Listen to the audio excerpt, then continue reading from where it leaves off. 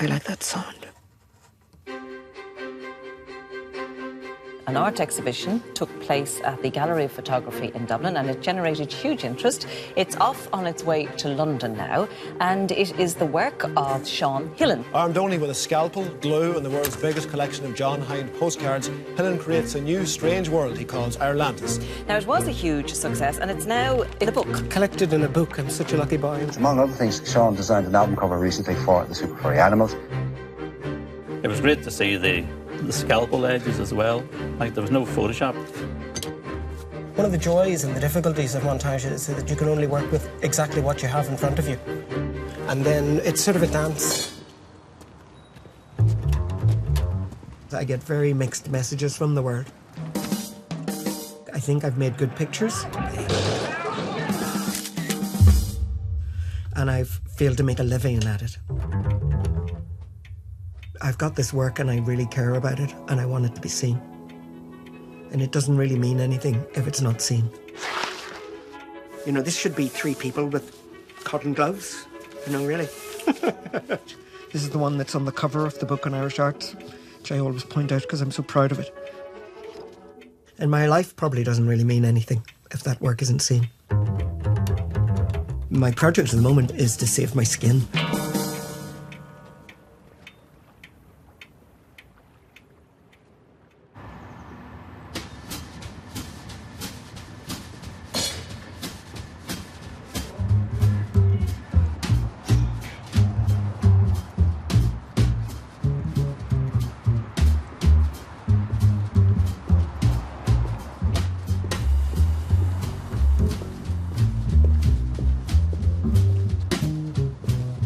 My little house, my studio, my little empire.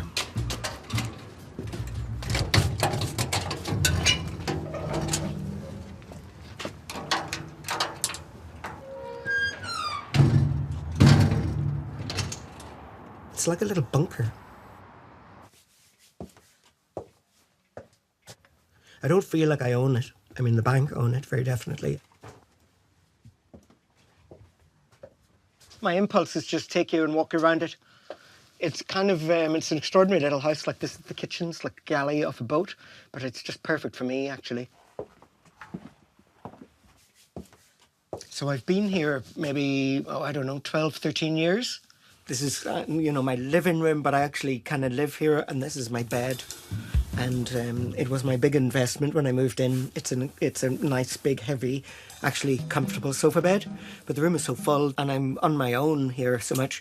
I made sure to get one that was big enough for me to sleep on this way. Well, the situation is, you see, I mean, I've been an artist for 40 years, but I discovered that I'm an Asperger person about 4 or 5 years ago. Now, the Asperger brain, you know, it's autistic, and one of its things is this kind of hoarding activity that I do. I love things, and I make a lot of things, so I kind of tend to accrete stuff. They call it executive function, I think.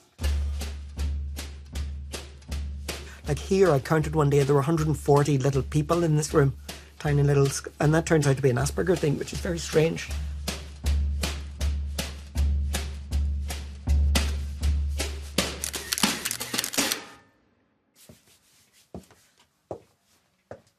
Well, I've been referring to this as my Amy Shrine, kind of jokingly and seriously.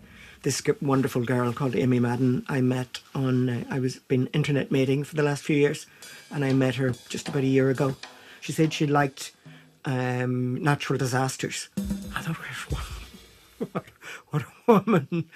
And then I saw her art, and her art is amazing. On the mating site, it's all tick-click, you know, you answer a lot of questions. I answered 1,800 questions, and they match your personality and your values, your core values, to the other person. So that's how we ended up meeting. I had to go to Chicago to find her, kind of. Have you ever met her in person? No, but she's coming to Dublin in just a few weeks' time. For both of us, it's like an extravagant, crazy thing to do, and at the same time, could be the best thing we've ever done.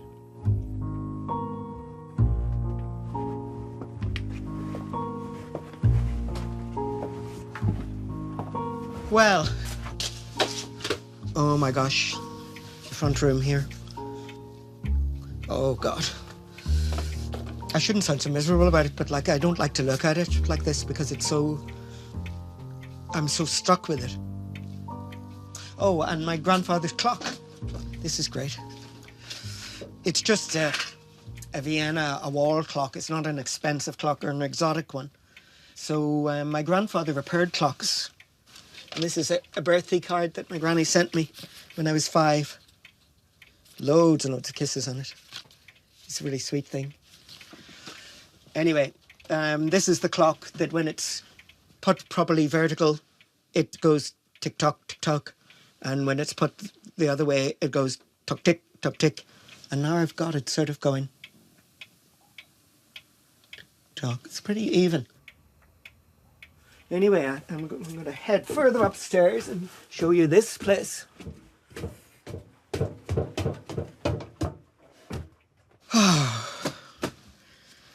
Yes. Well, so this is the proper studio.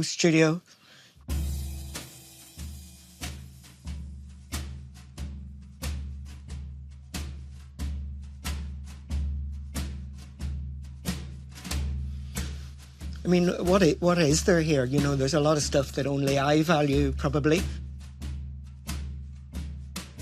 And I have hordes of postcards. Like, this is stuff that was cut probably 20 years ago. I mean, I must have thousands of cards. And I love the kind of excitement of just going through and finding something. You know, it's kind of nothing, but it's kind of charming and humorous.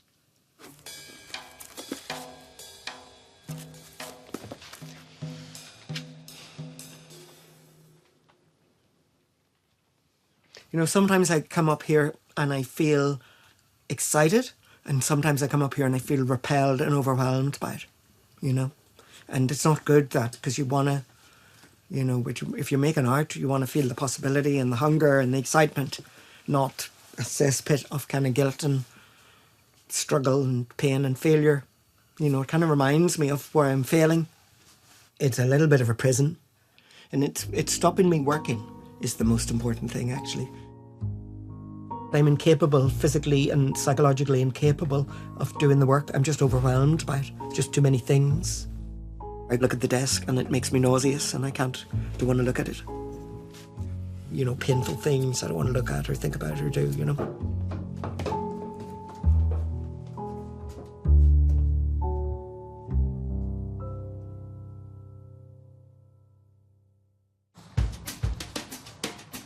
How are you making your money now? I'm not making any money. I'm living on disability benefit and a trickle of print sales. So those are all unframed, unsigned. Oh, God, I hate this thing. That's when you wonder why you bother.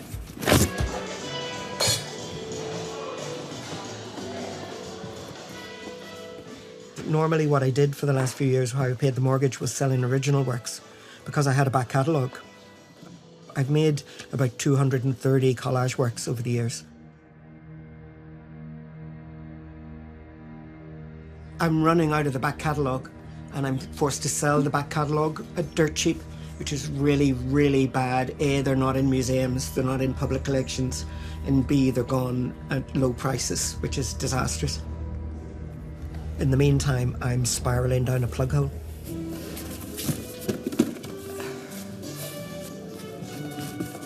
This is my big seller. Big seller means maybe one print per market, you know.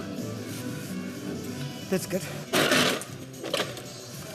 I've got a great big space. It's great. Hi there, thanks for looking.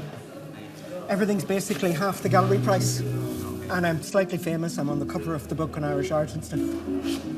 Just desperate, that's what it is.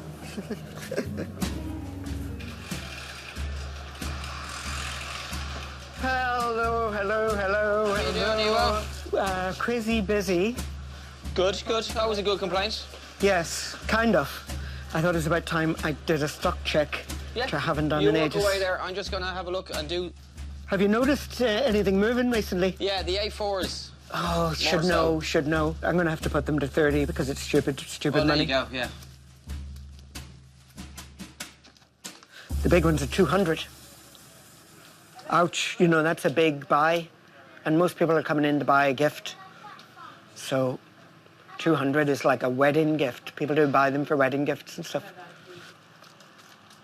The problem is, do I sell fewer at higher price or more at low price? And the pressure is down all the time. So these then, this is the new move to print at 25, 30 euros.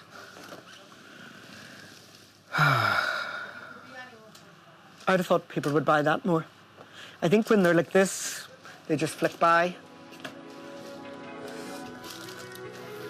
I think those would be better like that. And for so many years now, I've just been worried about money all the time. Like it got to the point of the sheriff at the door and them digging up the gas and cutting me off and, you know, the electricity going out.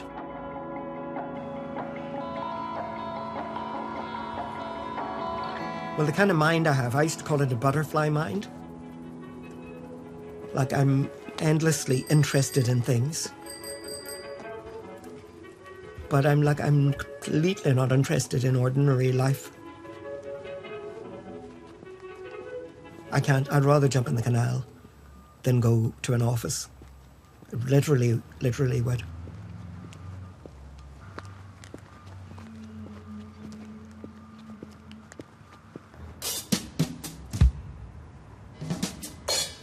This, oh my God, is a job I've been putting off for so long.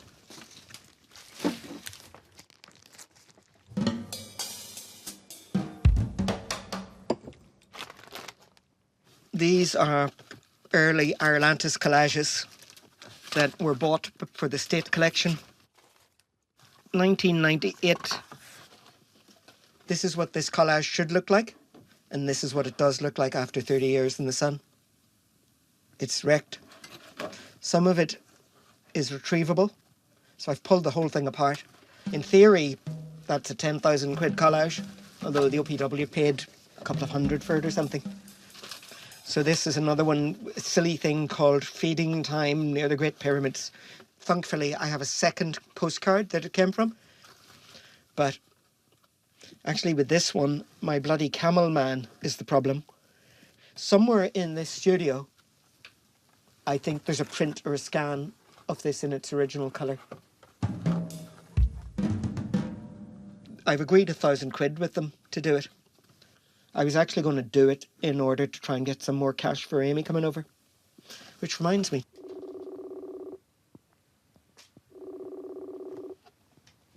Hello? Hello. Hi, sweetness. Hi. How are you? How are you? I am pretty damn good, thank you. Marvelous. I woke up not scared this morning. So did I. Whoa! I like the sound of that. Well, I just ordered a travel pillow Woohoo! and a travel blanket. Travel socks. So comfortable. Travel booties.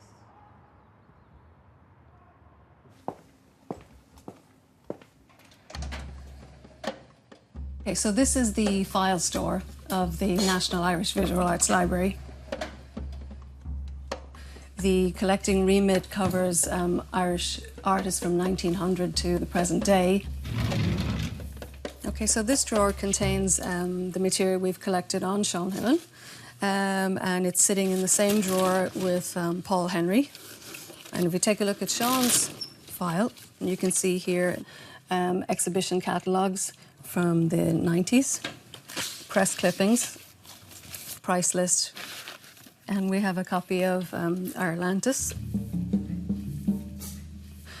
This is the archived copy, and it's been kept in pristine condition with no markings on it. We have material that Sean has given to the library himself nearly 20 years ago now at this stage. He's certainly a very important artist, I think, working at a time of political unrest, having grown up in the North in the advent of the Troubles. I mean, his work is very tactile, it's intensely visual, and it has a political basis, a historic basis that I think is very attractive to students at the moment. I would have bumped into Sean or met Sean at various events over the years since this initial deposit, and he always spoke about adding more material to the collection, but it never actually materialised.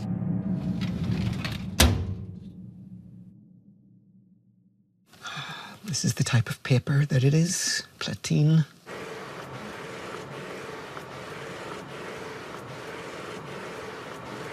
I grew up in this deep, messy war, dirty war. Woohoo. So growing up in the Troubles made me an artist in a way that I mightn't have been. That's great. So this Sister Faustina picture, I always call it. I'll zoom it up. It's actually two of my own photographs. So this layer down here, this is Newry Town Centre, near one of the main shopping centres. There was a Republican parade on around 1990, and there were loads of cops blocking the road and hanging around. Of course, everybody's very nervous. I'm not allowed to photograph them. It's illegal.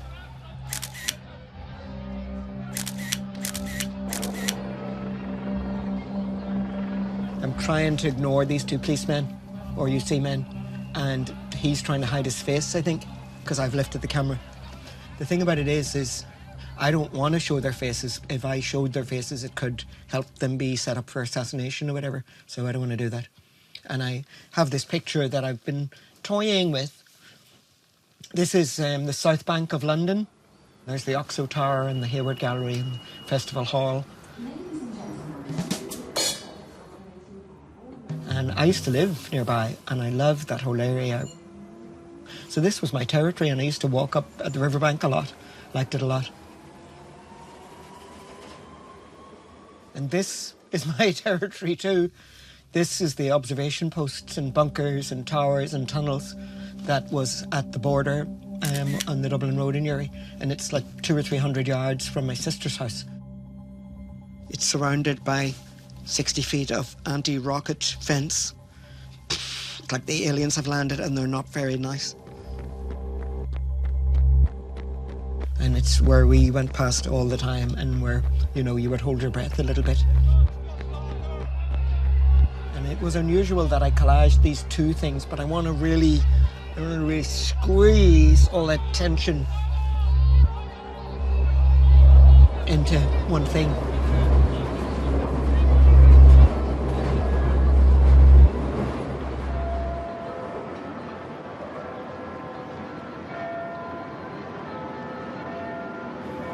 Anyway, I had this problem with these two policemen, and I used this picture of Sister Faustina, and the story about it is about my granny.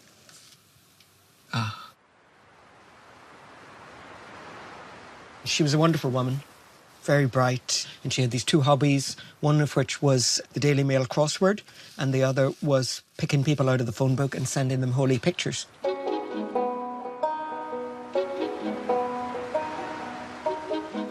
And her favourite thing to send was this Sister Faustina, and it made the picture for me because it all falls together. And it's called Sister Faustina, appears in London Newry, miraculously preventing the illegal photography of members of the security forces.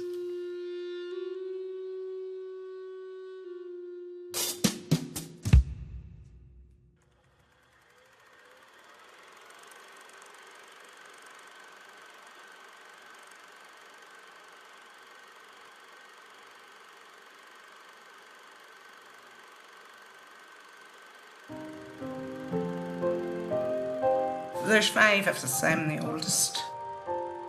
Shawnee's second youngest. Like, as soon as we come home from school, we get a football. That's all we wanted to do. Later on, out and throw stones at the army or something. Something normal. It was just part of growing up.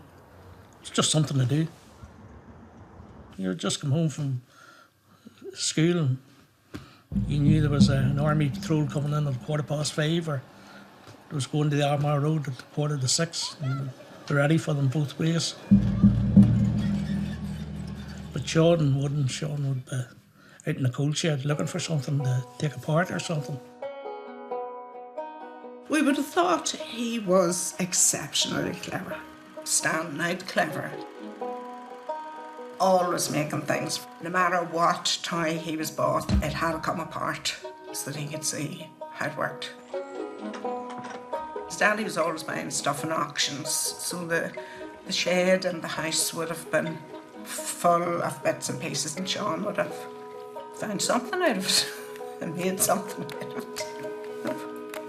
Aspergers, it wouldn't have even come into people's reckoning. You would have thought he was different, from the non-face recognition of people to the non-reading of their expression, the disorderly mind in some respects, but very orderly in other respects.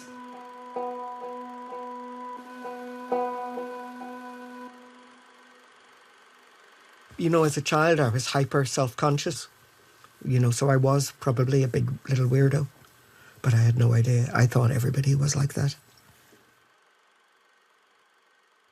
My parents, they were incredibly loving and tender. And, you know, I woke up every morning to hot buttered toast beside the bed and my clothes warming in front of a fire, which is it's incredibly loving, isn't it? It's just amazing, really. That's a very Asperger thing, this intense relationship with one or both of the parents. And mothers tend to mother them a lot. And I was definitely one of those, you know.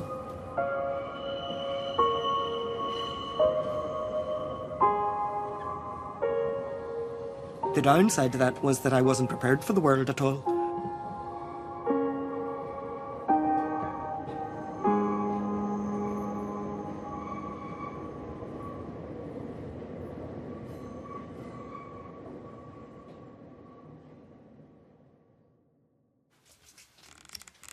Nikon FM was my camera for years and years and years. Well, I shot all my photos during the Troubles era, you know, that ended up in the National Library. I only started photographing Trouble stuff from when I was like 17. I would actually watch something happening and I would be able to raise the camera far, kavut, and be away. And then I would wander with it to my eye, you know. And it's got a lovely wide field of view. So I might be sort of over there, but still photographing you.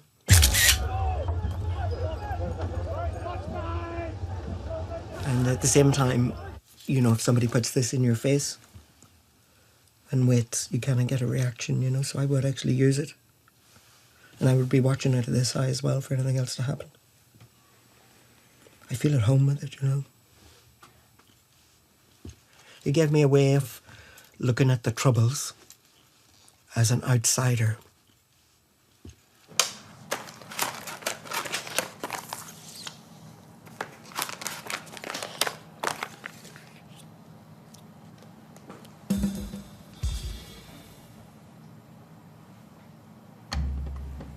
Well, I met Sean about 10 years ago, and he had an exhibition with Photo Ireland at the time, which centred around his montages, his artworks. We got chatting, and he explained to me that he had loads of the original photographs, and I asked to see them. So Sean brought us in several plastic bags of photographs. There's over 500 of them, and we acquired them subsequently. The richness is that he actually documents Northern Ireland from an angle that's extremely rare and, in my experience, unique.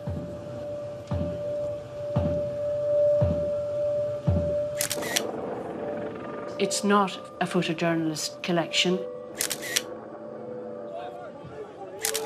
Sean's angle was very different.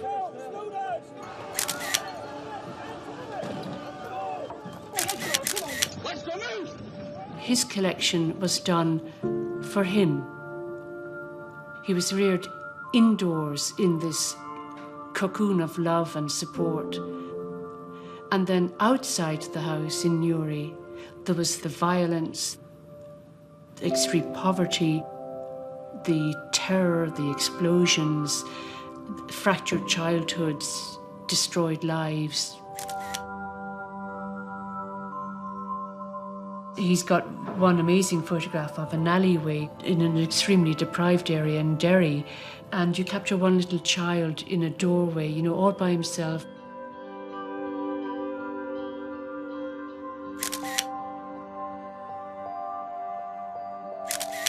Sean's images, they are raw. They capture an emotional response.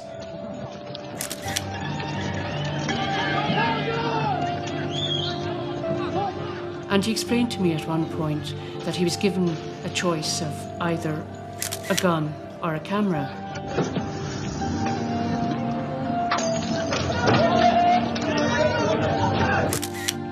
And he chose the camera.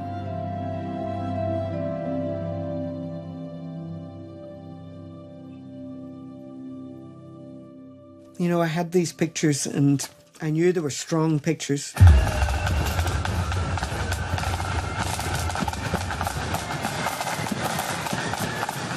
And when I went to London, you know, I got into very good media school, the best media school, probably because of those photos. But I discovered immediately that nobody really wanted to see those photos. Not only can the IRA find safety, it's an effective control of the population. The newspapers were saturated with it. So there was no taste for more bloody photographs of Northern Ireland, you know? I really wanted people to see what I was seeing.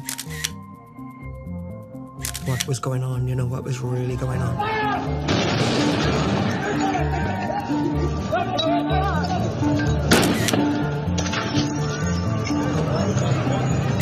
I knew that they weren't going to get published. So I started manipulating them and doing things with them, adding things to them, taking things out of them.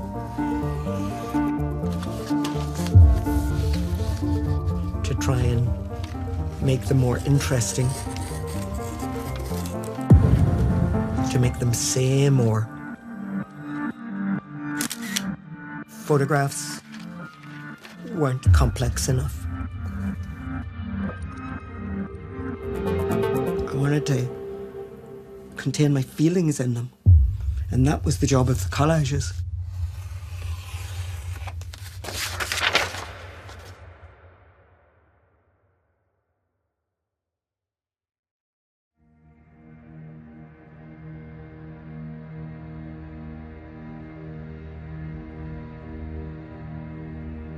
There would be very common behaviours in some Asperger types, like drinking a great deal.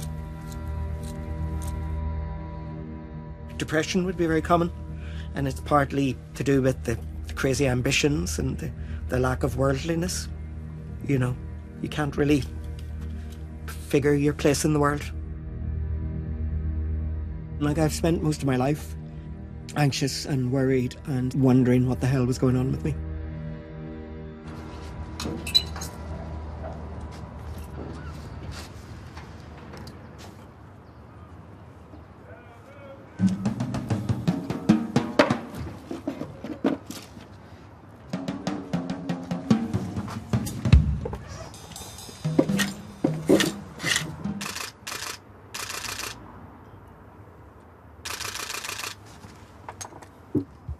See the horseshoey shape in the bottom of it?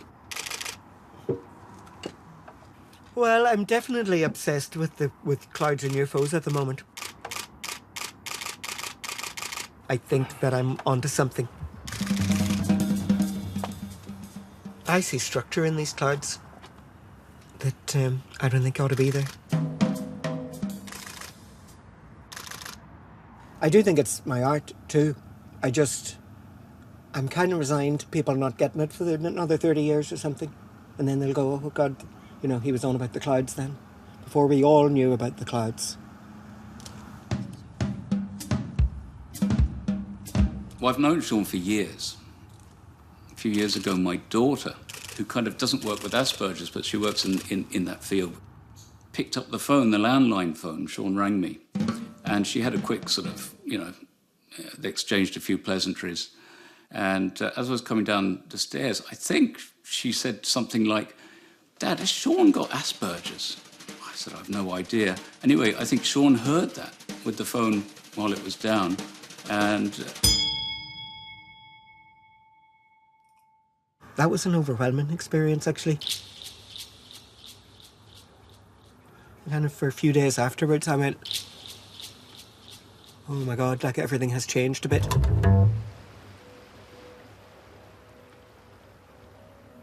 Even to get the formal diagnosis from an expert. It's like unfolding a cardboard box and you can see how it's made.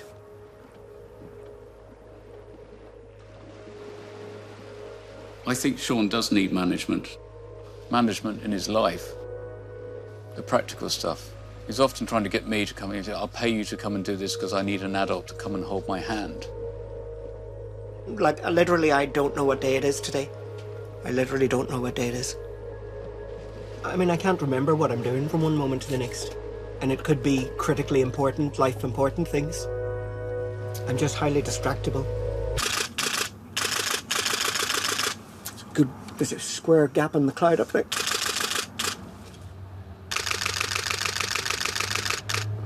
Sean's Aspergers has given us all of that art. He's just got so many ideas on the go. He just needs to actually make the stuff. But listen, if he dropped dead tomorrow, his work is on something like 40 book covers. You know, it's part of Ireland's identity. They don't become less relevant somehow. 1, 2, 3, 4, 5. Look at that. I see rectangular structures there.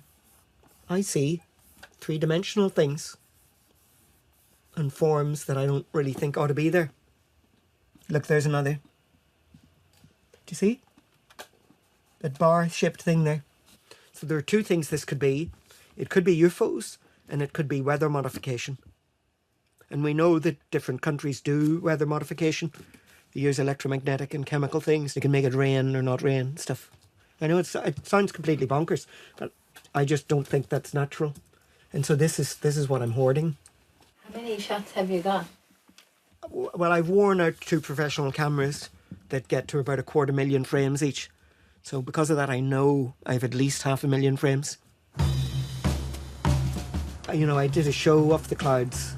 The Irish Times review said that the weird thing was that they looked manipulated, but they weren't, which was a great response as far as I was concerned. But the show cost me 3,500 quid to print, and 320 people attended over a month, so I could have given them a tenner each and not bothered.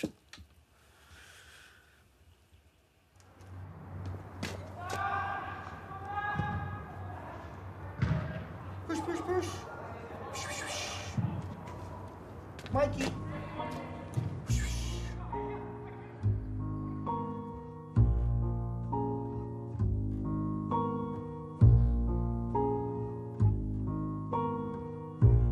It's one thing when you're 25 or 35 to be, you know, living a bohemian life and drinking a lot and making your pictures at any cost. But I can't go on doing that.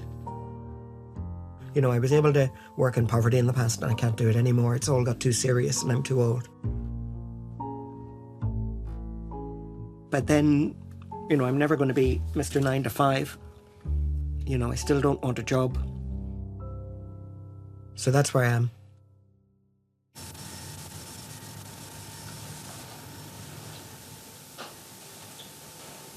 Here's a short musical interlude for those extremists and other eccentrics among you. 1, 2, 3 o'clock, 4 o'clock, rock. 5, 6, 7 o'clock, 8 o'clock, rock. 9, 10, 11 o'clock, 12 o'clock, rock. We're going to rock around the clock tonight. I got into the Slade, which was an amazing, amazing thing. My college course was all paid for. We never paid a penny. We didn't have any money. It's very, very hard to get into. And here we are. It's a guided tour for the folks. We were called Media Fine Art, and it meant you could do anything really. Shawnee's studio. And to be in the Slade School, this was the stamp of artistic integrity, you know. You get the idea here. There's a Land Rover in a ditch. This is called 3 Visitors from North America, impressed by Anglo-Irish culture. I was making robots, and I did a performance work. I got a toy at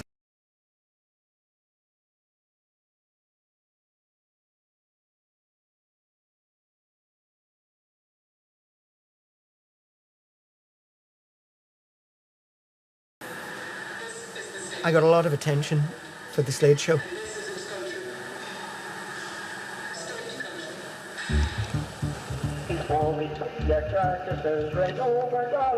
I recorded my father singing and made a singing leprechaun inside an animated sculpture. And I got selected for the top cream of the Masters shows by an article for Time Out. The collages were really my strength, and that's what I was showing. And I was getting then magazine covers, and I was live on the radio on Greater London Radio one afternoon. And the exhibition includes the work of Sean Hillen, who joins me now. You actually use photographs as a basis from which to create something of a collage, don't you? Yes, I'm a fine artist by training. So, I came out with a bit of momentum. I kind of thought I was going to be fine, I think.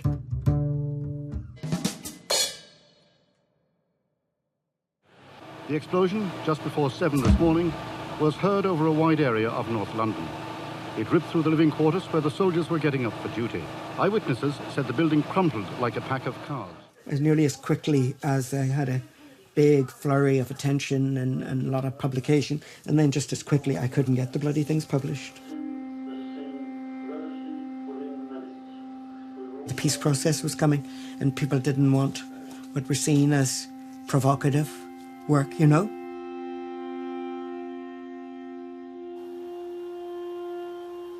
The last big show that I had in Britain was in the Icon Gallery, the biggest photography kind of inclined gallery in Britain.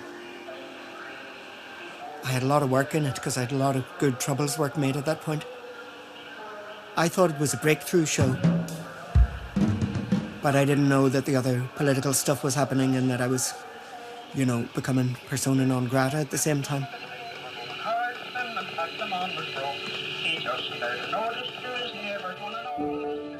The Moore Museum tried to buy the whole work. 26 of my remaining 30 collages for £50,000 I paid over the phone and were refused the money. I suddenly had to realise I had a ginormous overdraft and no money coming.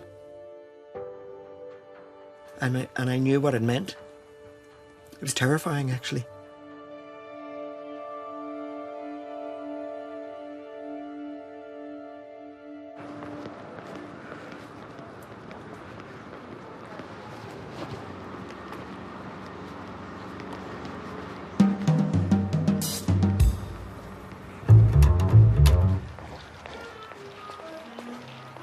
I was just on the phone to my art dealer, and they have a group show that I'm not in because I had no new work. You're right. You're an ex-artist, kind of, if you don't have new work coming. If you're not exhibiting, you're not in people's consciousness, so that you're not hot,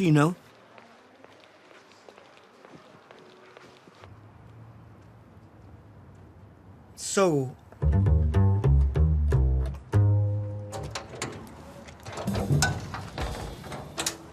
I've been thinking about the studio.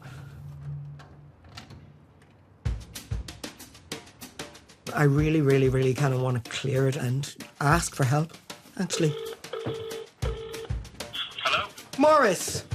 Hi, Sean. How's it going? You're so glad to hear from me, aren't you? Yeah, I am, yeah. You're so sweet. You're alive. I'm I thought you were dead. Hi, I'm Riley. Listen, and I know that you're probably up to your tits and it's probably ridiculous. And also the Amy thing, Amy is coming here. That's an adventure to come shortly.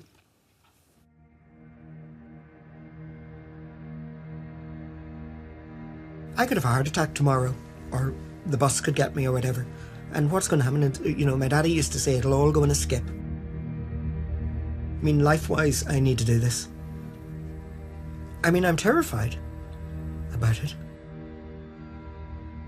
But life's too short, And the bus is coming for us all. Rubbish, rubbish, rubbish, rubbish, rubbish.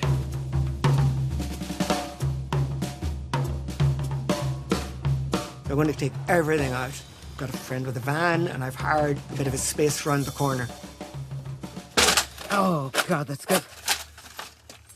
Oh, thank you. Lovely, thank you. Christ. Do you want me to put them in here? I haven't a clue at the moment.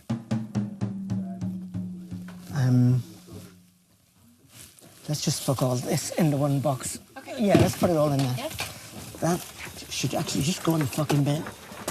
Recycling bin. Bin. Bin. Can we get a big bag up here? Oh, yeah, thank you. So that the box before lasts for the toys. Can we bung them in this and find a lid for it? And they belong to these frames. If you be careful about the faces of them, because they're vulnerable. Electronics. You could just put a lid on that. Jesus. I wondered where these cassettes were. Oh my God, wonderful things. Soldiers. They say when you die and your fucking life unwinds in front of you. Here it is, coming out of plastic boxes. Ah! Sean, you grab that for me. Sean, does this work? Sean. Sean, these, what do you think? Was Newry man Sean Hillen. From the artist Sean Hillen. Who is Sean Hillen? Sean Hillen.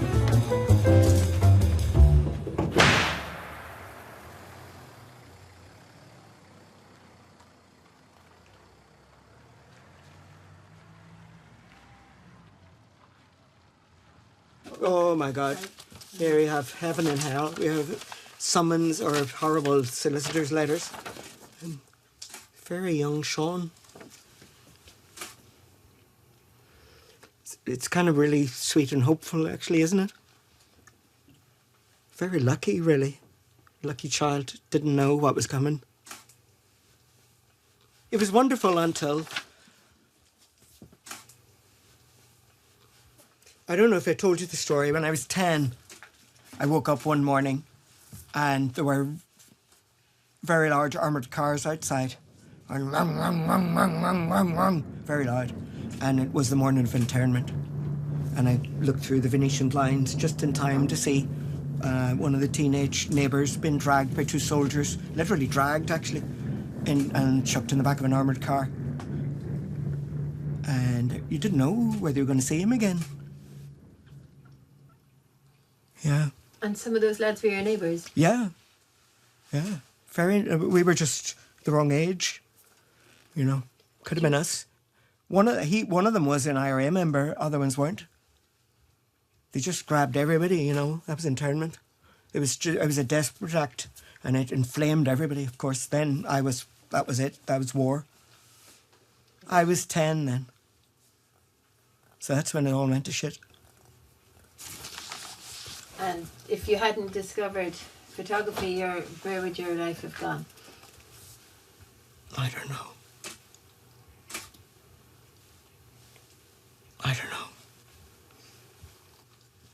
Anyway. Don't want to look at that.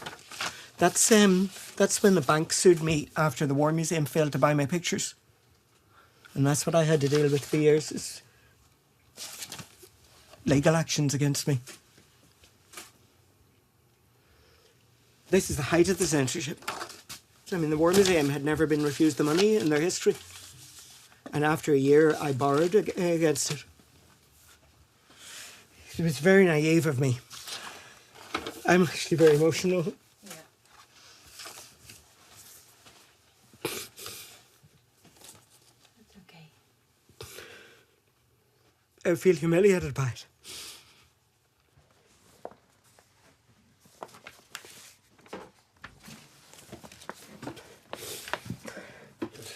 too much today going through these things.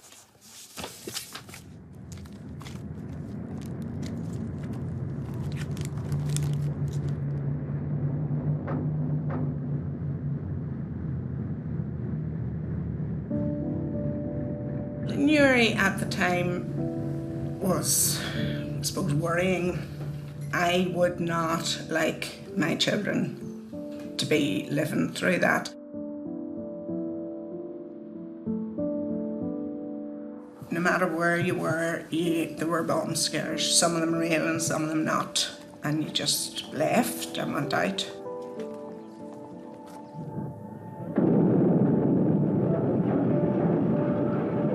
You just accepted these things. You didn't, like if somebody was murdered,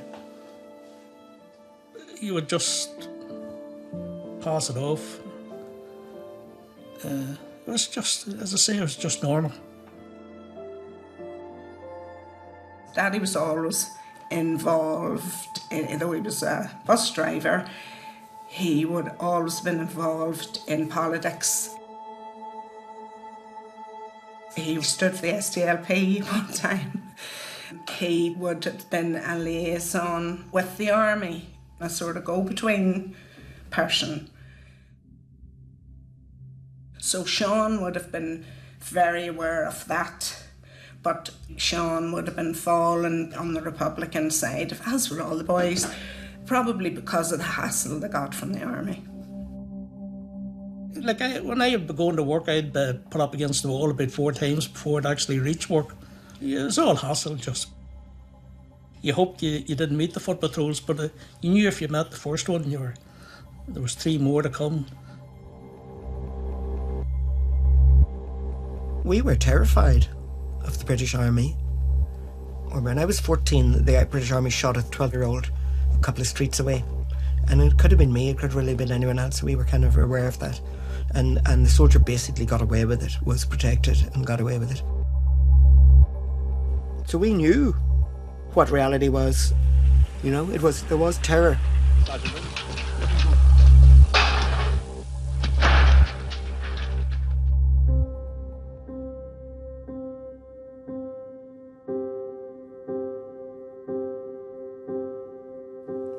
The truth is, I've never told anybody before, but I was stopped by my dad at the age of 14 on my way to burn Woolworths myself with a homemade bomb, incendiary bomb, which must have frightened the life out of him.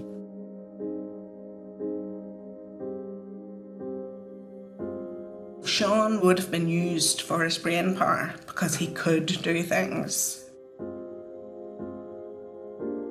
We don't know where he got the stuff to make the incendiary device or what sort of incendiary device he was making.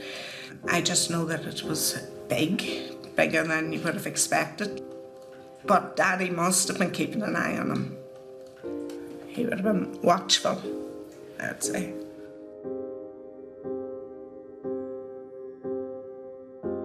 I was a child, you know, but I was so angry and so upset.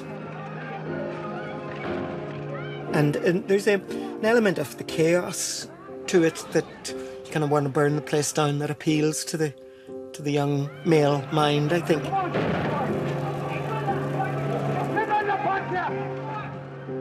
And Daddy realised he was involved with people that he shouldn't have been involved with. And Daddy had to go and talk to somebody and to get him out of it. Because apparently once you were involved, you couldn't get out. And he was only a teenager, like he was still at school at the time.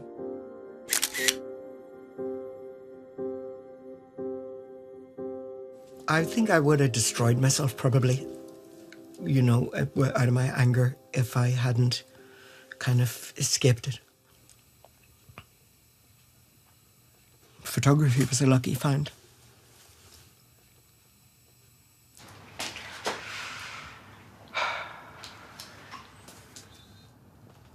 This is what life ought to be like. I used to think this kind of life was for other people and that I was kind of stuck with my mess. And now I don't feel that.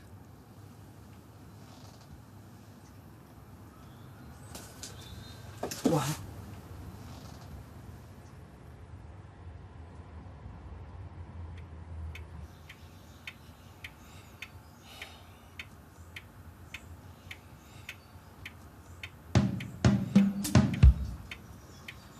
I like lying on the floor, and I haven't been able to.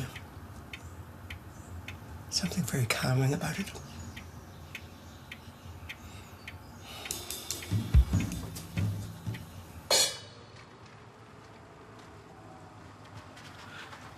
I'm unusually speechless.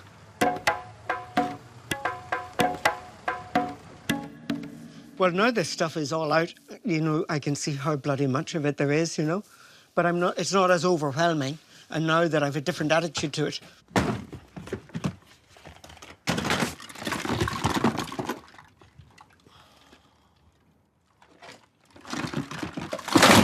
These are obsolete. These are SCSI cables, which seemed important. They used to be 40 quid a piece, and I don't want them anymore. And I have €4 billion power cables. That's a decent HDMI cable that can stay. That's a broken lock that I have to photograph. I love broken locks. They're so sad. But I don't need to own them. That's 2 boxes, reduced to a quarter of a box. This is so gratifying. I don't think I find dumping stuff that hard.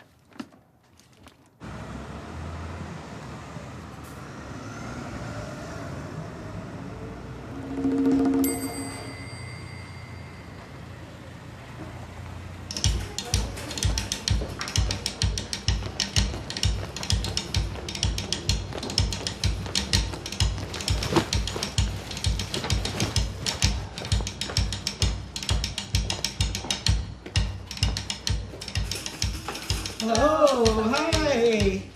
Looks good. Oh, gosh, far more stuff, really, than I thought. And there's records of work that I forgot that I did. Like, this is a test print for a billboard campaign that was all around the country. And I don't know, as well as which it's hybrid, is it art? How much does this matter to you? And I'm open to your... Does it? Yeah, absolutely. I mean, they're important to you. Yes. And they're most certainly important to the record of your work. Yes. Yeah. Anyway, I'm going to get you more. There's a little bit more in the car. Okay. Do you need a hand? Probably. Probably, okay. You got it? Yeah. I wonder whether they'll quit. Super. More and more and more. Anyway.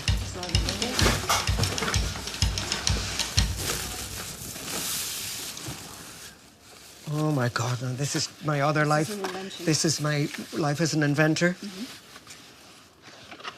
This is me very early as an inventor. So this is the first printing machine. I invented a kind of way to print big pictures very cheaply, and I won the second prize in the biggest competition in Britain. And then I was trying to do these other bits and pieces. A Stanley knife that sharpens itself. Every time it draws the braid in, it sharpens it. That's a computer pen before there were computer pens. This was a good idea. It actually worked. Hillen products, yes. So this continued on then simultaneous to all your other work? I do really, you can't do both. And everybody thought I was going to make shitloads of money, you know. But I didn't think that I could become an inventor because I knew it was very difficult. Anyway. Space prints. Oh, space prints. They're just...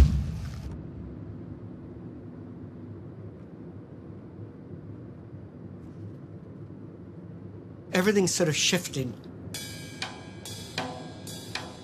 I feel like things are really rolling.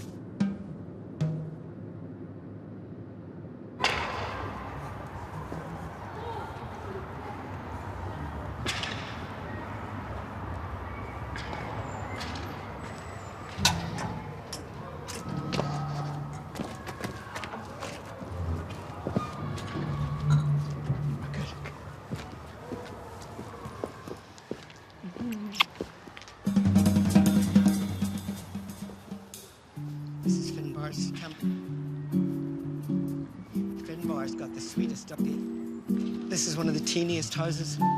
These are lovely back streets.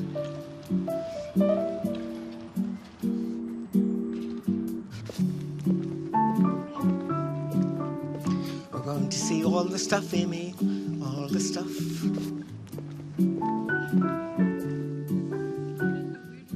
Yeah, that's a beautiful thing, isn't it? The cowboy. She's like a space moose. He is a space moose.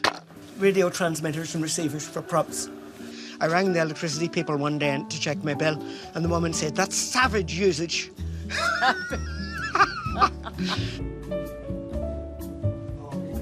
Oh, Amy coming is... That's life-changing amount of happiness, joy. I'm just completely nuts about her.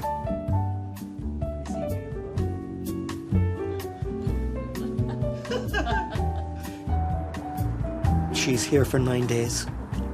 And we've been playing like two little kids around town looking at things.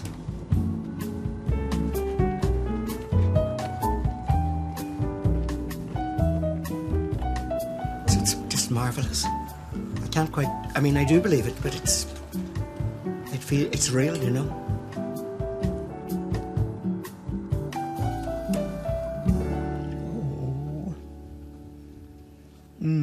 We're going to be inseparable, possibly literally.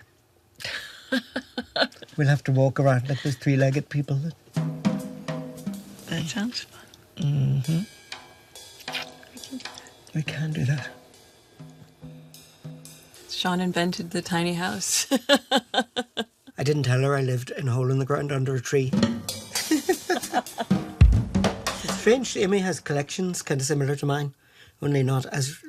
I don't have quite as many insane. tiny people, but I have my own tiny people. We shared pictures back and forth. And we're going, I have that one too. I have that tiny person. I have that tiny car. And I wrote in my profile that, what did I say? It was she loves natural disasters. I loved a good natural disaster. Yes. In particular that I was obsessed with the Yellowstone supervolcano and that was what did it. It was the Yellowstone supervolcano. Whoa! As I keep saying, we're like two little magnets drawn inevitably towards each other. And I think we're pretty compatible.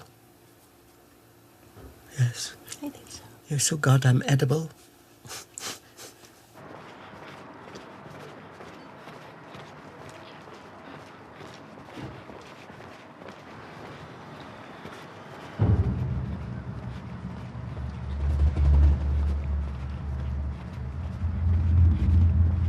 I'm as frazzled now as I was at the very beginning. I was kind of fantasizing that the shed would burn down.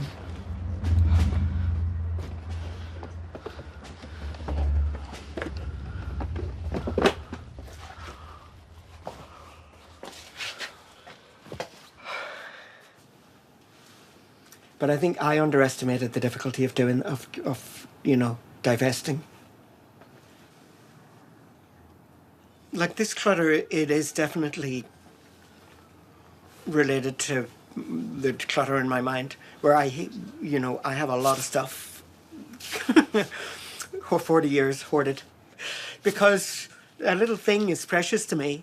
That's super precious to me.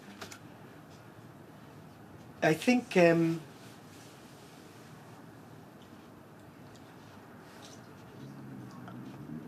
I don't know what the answer is. I think, let's see what happens.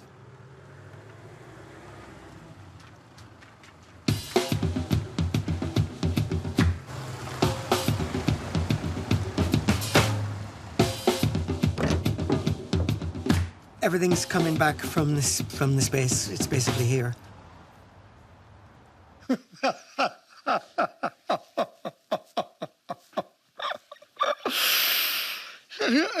There's just something terrible and inevitable about it. I'd say 2/3 of what went out has come back, but it's come back in some order. I can actually see it, and I can actually get at it.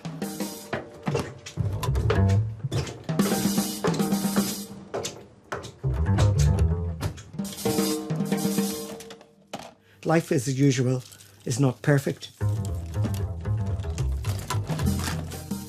But improvements are very welcome.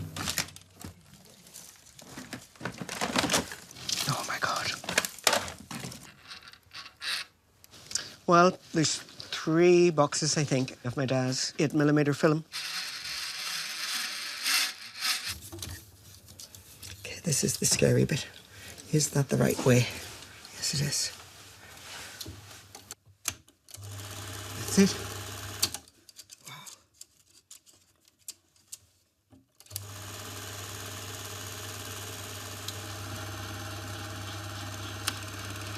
Oh my God, there we are. Christ.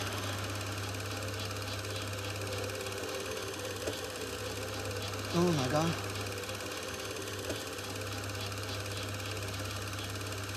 Wow. Oh, Jesus. There I am.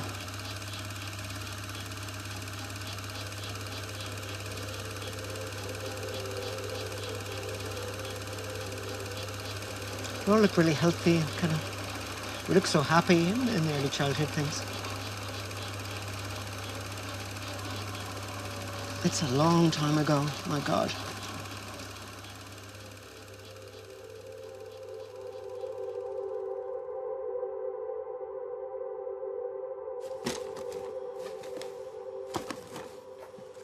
Sean and Gerard CD, 1964. So that's from tape. Wonder will it play?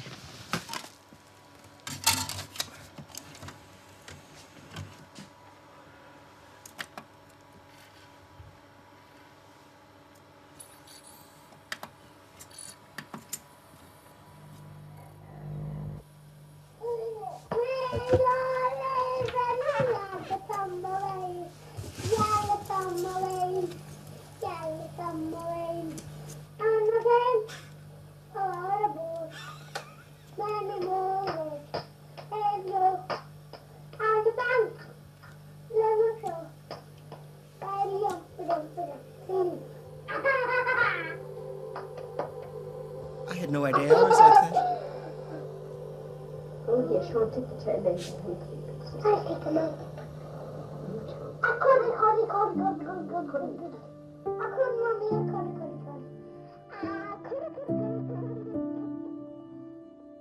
When my parents passed away, they died in 04 and 05, so I couldn't hear it. But now it's super precious to me. To hear her voice is marvellous. Did you see much of them after you left home? Very intermittently. I stayed away very much. And if I went home for a few days, I got bored and fractious and wanted to go again. I used to feel very guilty about it. Now I don't. Like, they wanted me really to go and have my life, you know. But my mother used to weep every time I left.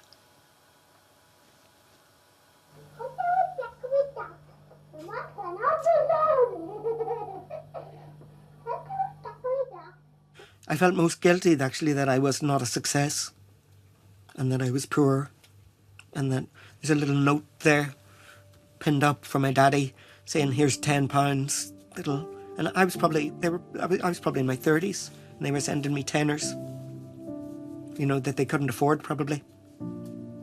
And I might well go buy Prosecco with it. And that's very Aspergery, that your project is so important and that everybody should understand that.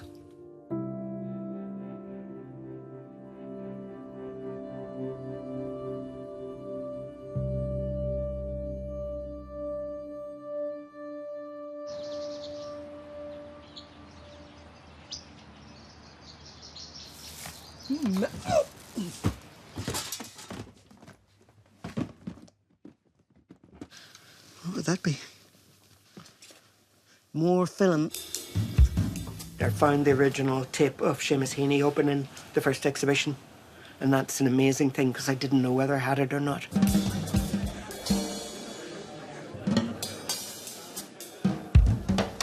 I remember standing beside him and going, oh my Jesus.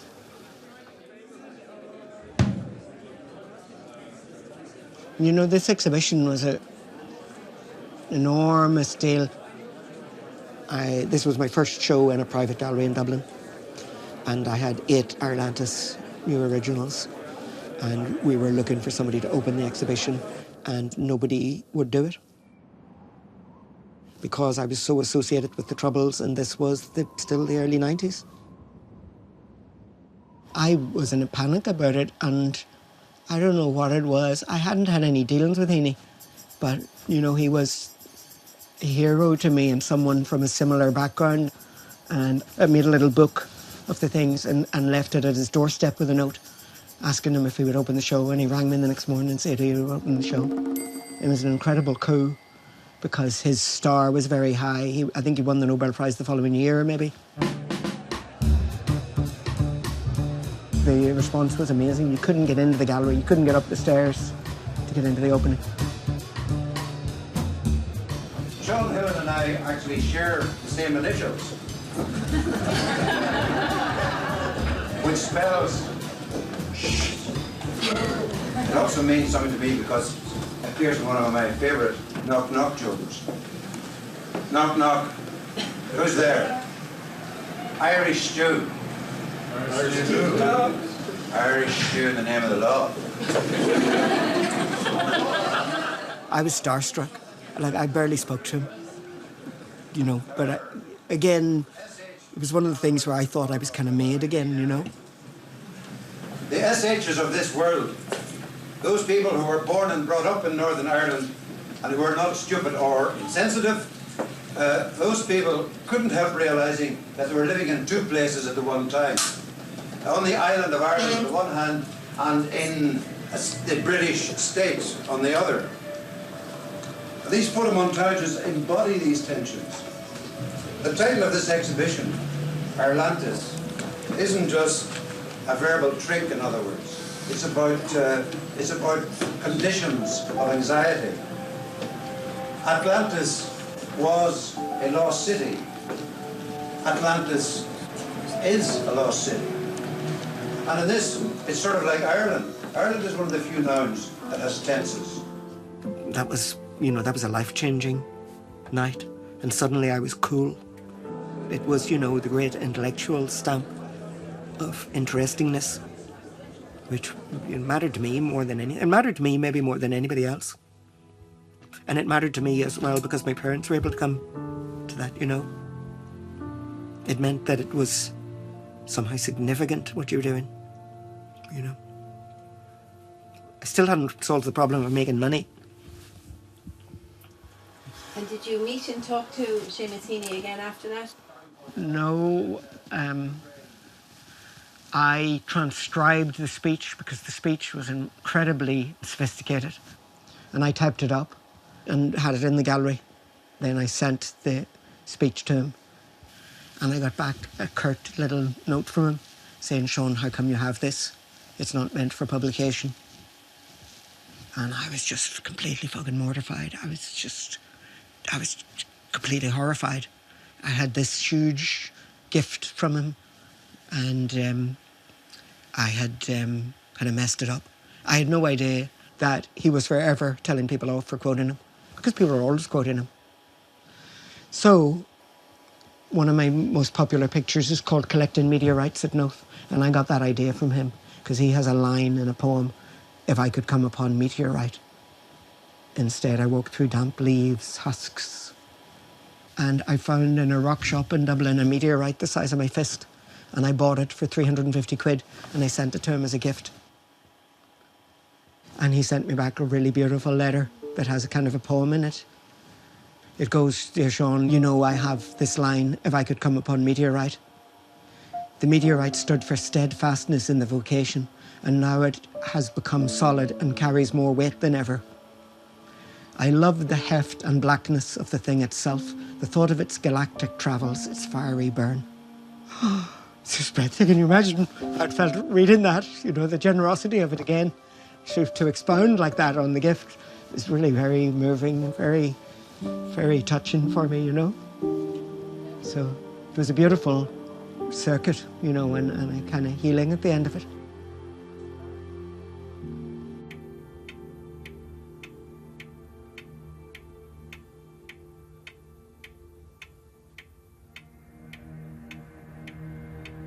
Like, all of this has been delving into my own history. It shows that I have had a career, I have been working all this time, you know? Sometimes you look back and it looks like a vacuum, and you wonder what the hell you were doing. You know, Willie Yates said, there's no point in waiting for the iron to be hot. He says, you've got to beat it until it's hot.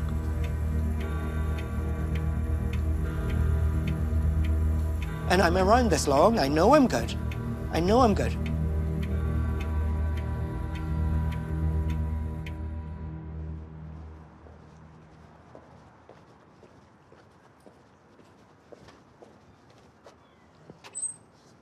Sean! Hi, Greg! Where are you, upstairs? I am, in the new empire, Greg. Geez, you think I'll be used to these fucking stairs? Don't die on them. No. That'd be embarrassing. What do you think? You know, it's... Well, it still looks extraordinarily tidy, actually. Exactly. Exactly. No, it's incredible. Kind of. It's really amazing, isn't it? I mean, I can do this. Yeah. No, I'm impressed. Thank you. You've got books here now, Yeah. rather than just piles. rather than big Tupperware containers with Monsters. No, some of the Tupperware is still here. robot and the motors things. and stuff in them. Yeah, I might have some motors left. And where are all the Hind postcards in? They're all into these drawers. Yeah. It's exciting. I mean, it would be lovely to know what's in every single one. On the other hand, it's always a lucky dip. God, that's great. I mean, we're going to find out, but it's a hell of a lot better than it was. Look, I printed up What do you got? some images. Oh, my Jesus. God, that's terrifying, isn't it? Yeah, that's a horror story. I mean, that is radio rental. That is just... The wires are mind-boggling, aren't they? So it went from that to this. Oh, my God. How did you do that, Greg? I was so knocked out at the state of the room, like it was so naked. Yeah. I mean, I kind of suspect it's going to end up going back to that. Well, I don't think so, but you never know. Whereas that had to be documented. Naked studio. No, it's brilliant. Yeah. Do you want a glass of Prosecco? Sure, yeah. Cool. It's an excuse for me to have one. Back in a moment. His work is already a bit bonkers. That's probably why I can actually encourage him to strip completely naked and photograph him here. So I hope that this space, mind you, it's already looking untidy and fairly unworkable, but I hope he clears that and actually starts working again. What else is new? Oh, some of the clouds are going to Cologne, which is exciting. They're calling them suspicious clouds. I don't know what that is in German. As you know, I don't buy the cloud theory. Oh, yeah, no. It's okay.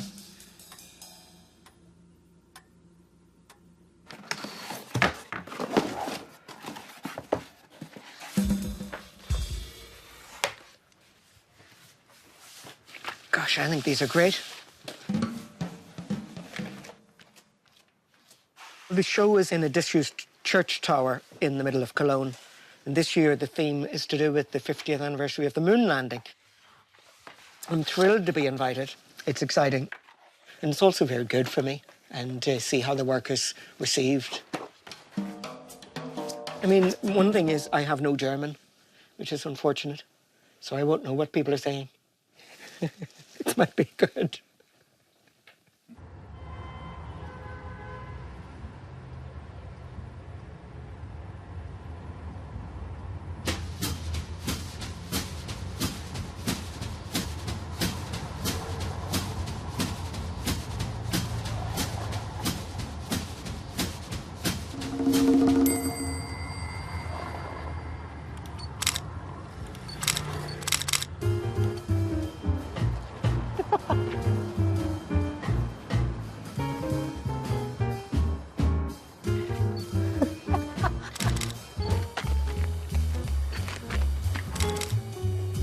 Well, I'm off to the church, I've forgotten what it's called, in Lutherplatz, where I hope the clouds are hanging. To be here is good, and it gives me the taste. You know, I could be showing a lot more.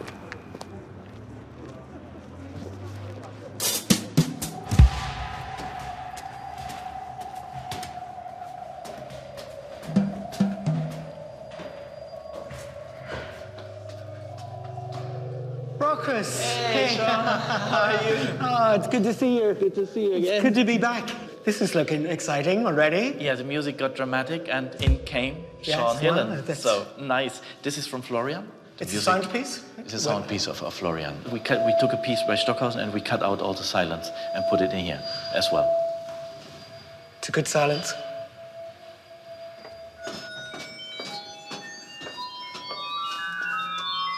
How beautiful. Wow. So this is a piece by Roman Pfeiffer. He will be here tonight as well. You don't know him. Yeah. But if you lay down and watch up.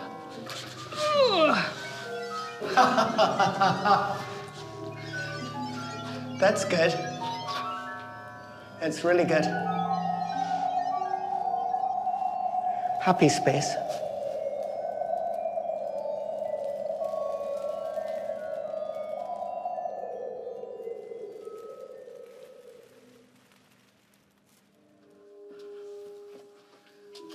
Oh, wow.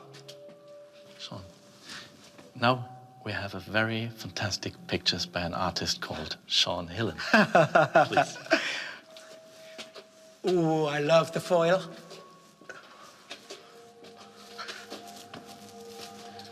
Wow. It's so beautiful. Gosh. Ooh.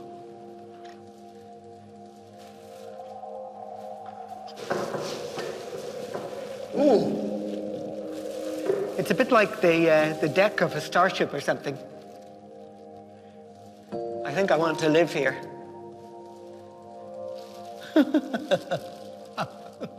Do you know what this is for me? You have the question, where comes these clouds from? Yes. This is the factory of the clouds. On the planet. Very good. On Saturday we had a lot of people, hundreds. Wonderful. The idea of the clouds, a lot of people ask if it's done artificially, like Photoshop. I said, no, it's not Photoshop, it's Sean Hillen. Yeah, no, I just control the clouds. It's fantasy, but also reality. Yes, it's great. I knew it was good to leave you, let you do what you wanted with it. I like it very much. You don't want to hear my music, my singing. With this new networking attitude, I learned that I need to engage with the world where it is, meet people where they are. You know, you have to be in the world a little bit.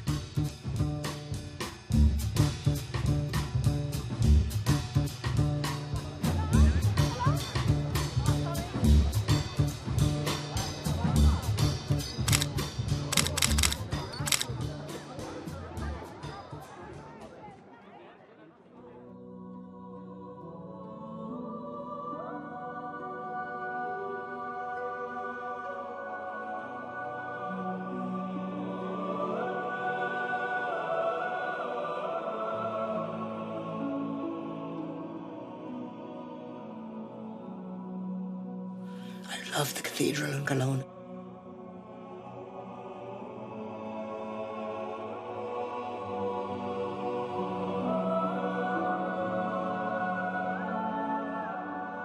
When you enter a space like that, I can't help but be slightly overcome by it and finding that amazing contemporary stained glass window. I think it's Gerhard Richter. As somebody who's kind of devoted their life to trying to make out, it's terribly important to be reminded of how powerful it can be. And I love to encounter art that is that good. It makes me want to make art, which is really a wonderful thing a trip can do, you know, to make you feel excited and inspired about doing my own, cutting the bits of paper. It's not a 100-foot high stained glass window, but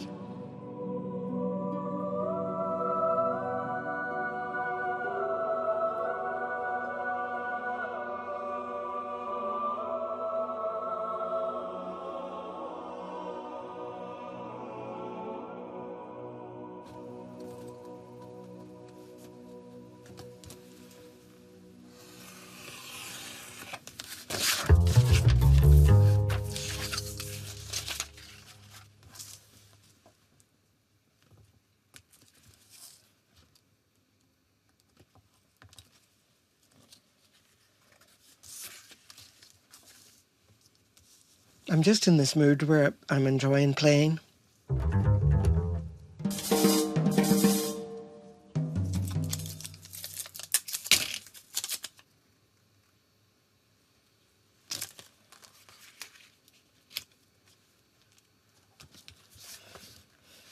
It needs a sky, some drama in the sky or something, and I'll know it when I see it, I think. A night sky might be fun in it, because it's so counterintuitive. These ladybird books have been my hunting grounds forever. That might be nice.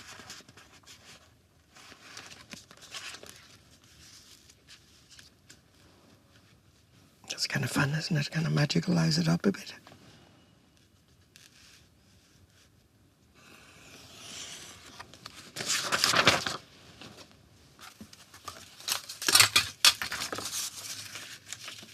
It's a silly, cheap trick, but using these things to mask the sides, I can unify a picture. And this could be fun. Could end up as something nice. Well, I've piles of work now piled up. I mean, I'm surrounded by material and I'm playing with it all the time. You can't fake that. When I'm excited, the pictures are exciting. So this is a wonderful feeling. I don't know what's going to come out of it, but I do feel that pictures are coming out of it.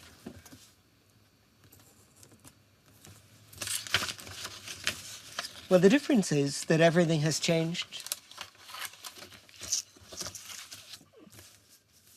I got taken on by a wonderful international gallery, a top gallery, Anna Patricia Kahn, and she deals at the very high end. And this is what I've always wanted, really, is to get the work seen. She saw my work accidentally, was shown it accidentally by a friend of a friend, of an agent that I've worked with. And she is hopefully going to sell work to the National Gallery. So that's enormous in itself. Oh my gosh. The good things can actually happen. You put yourself out a bit. It's kind of extraordinary. It's taken me a while. It's not entirely sunk in, except that the huge weight and terror has gone.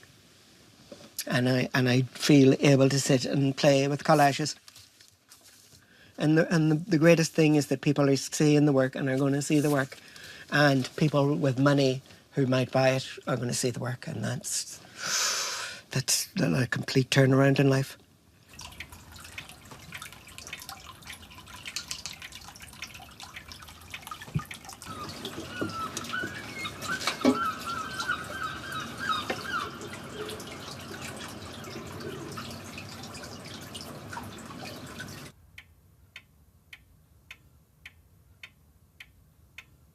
The biggest thing that happened is that Amy came here and is still here, got kind of trapped by the COVID thing. We've been just having a shamefully great time during the lockdown. And I have a little garden, as you see, for the first time. And Amy's growing some vegetables from seeds. It's a huge change in affairs. We adore each other, you know. We're crazily, we're like two kids.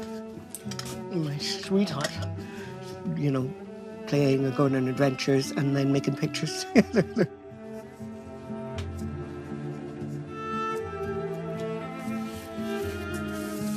I'm very moved about it because I'm so happy, and you know that I feel unstoppable again. I'm going to go and make you another coffee, darling, at some point. Oh, boy, that's good.